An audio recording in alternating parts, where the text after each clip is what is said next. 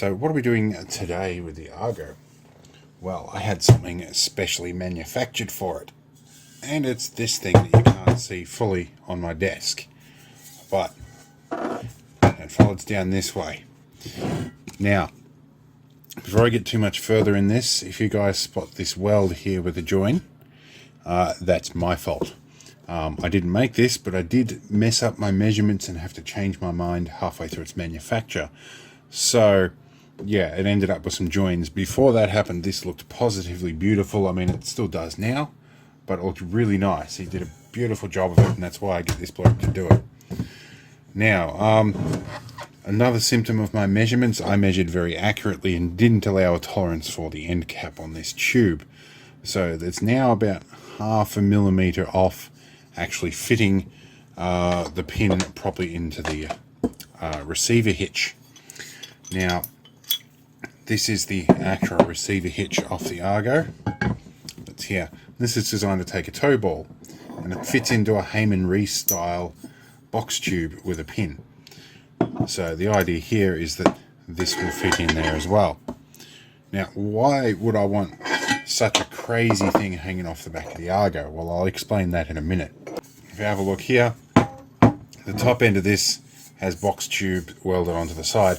This should form a fake transom for my little electric outboard to fit onto, or a petrol one if I ever find one. And because it runs down like this, I can fit a little pad here for the main tube to rest against as well, reducing some of the stress on the tube of the outboard.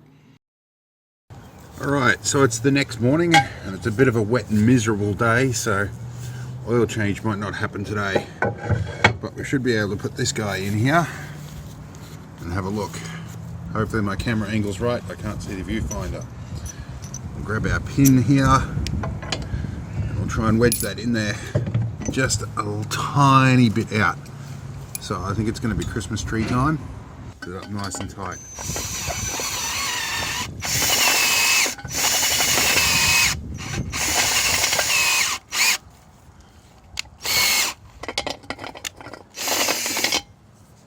Flip the other one over and go in this way as well.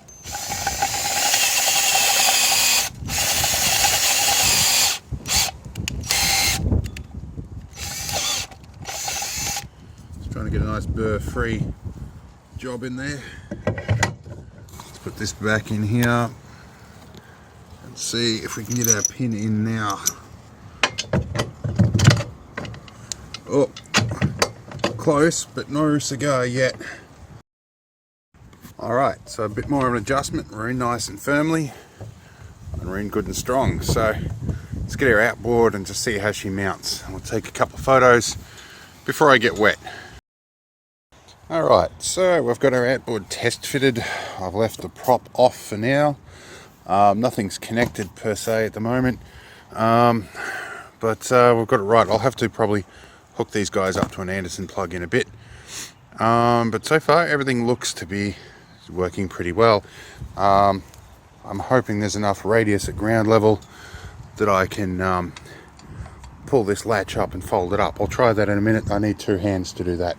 I'm going to try and see if I can pull this up and out of position. Cool, we should be able to mount that out of the water and drive around without too much trouble, but that shaft is bouncing quite a bit, so I probably would hesitate to do that for long travels on land. But I guess with this I can pull it up like this as well, and then lock it up like that if I need to as well. We should be able to push that into position and it'll lock into there. Let's move things around, see how we go sideways. That's a lot better. Alright, I'm happy about that. So that looks good. Aside from the crack there, but that was my mistake for not setting the clutch properly. Well, I'm still recovering from coming close to chopping a finger off in this thing, and not in the way you might expect. People would think that I got my finger collided with this bit. It didn't happen. I got my finger stuck in here. It happened about 1.5 minutes into the water. I'd shut the engine down on this.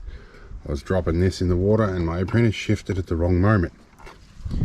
Now, the primary thing that led to me having my fingers in this position anyway is this little lever here. The way it pushes, when you try and push this down, it's meant to disengage this lock here.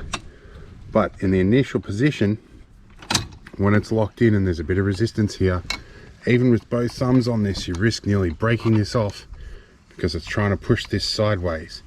It isn't until it's partially pushed down that that mechanical advantage works well.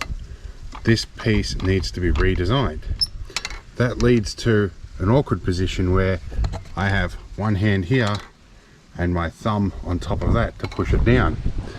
So I can use this fit for mechanical leverage. That is not ideal because once this thing starts to move and lift up, you can see how this gap cantilevers and closes. And then once you reach this position here, that latch locks, meaning your fingers are stuck. The only way to get your fingers out of that is to put additional downforce on that piece.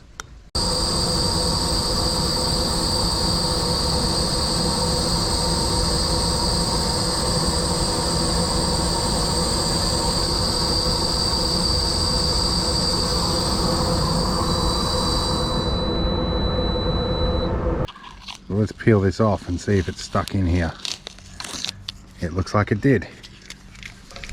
Alright, peel this one off here. Yeah, this one ran a little bit, but it's quite sturdy in there. And there's no way I can get my fingers stuck in there. Let's actually get up and replicate where I had my hand. Yep, that's not possible anymore. And I'm hoping that's a suitable angle that when I fold this up, it won't collide. But let's test that. Alright, so typical of everything I do, the tolerance is a bit tight. There's a bit of glue residue that has sat in the bottom there. Makes it a little bit firm to lock into place, but I can still get the wedge out.